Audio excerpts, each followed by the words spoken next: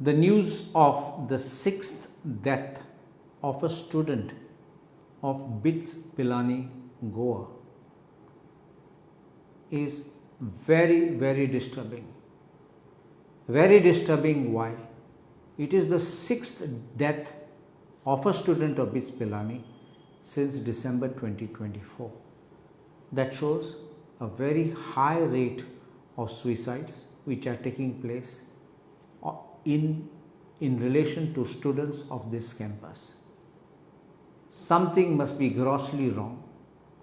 Either it may be the institution itself, maybe the teachers, maybe the students. We can't be the judges to judge what is wrong. But the government cannot remain a silent spectator and wash off its hands by saying that this institution is not a government run and does not come within our purview. It is an institution running within the state of Goa, and the state of Goa owes a moral obligation to the students who are studying here and their parents and cannot wash off their hands. On 14 January 2026, we had raised this particular question and I led the debate on this issue, speaking about the mental health of the children studying, particularly in view of the suicides in BITS Pillani, the drugs which are being taken in educational institutions. And the Chief Minister assured that the GEC would be looking into this national mental health policy which has been there in relation to the educational institutions. But mere statements on the floor of the House don't seem to be translating into action. We need something more concrete, otherwise the government will be culpable for each death which takes place and looking the other way around when these stark realities are staring at the face of the government.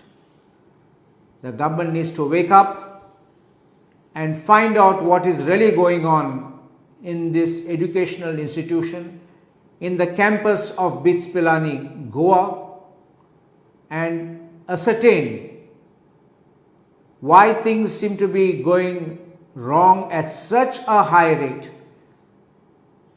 We should always make sure that children have a friendly environment, a friendly educational atmosphere, and they should be in that mental frame of mind where they are really enjoying their studies and not under stress, especially as I mentioned on the floor of the House, when they are away from their home.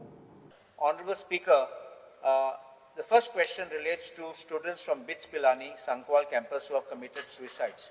See, there is also a relationship between committing suicides and drug angle also over there.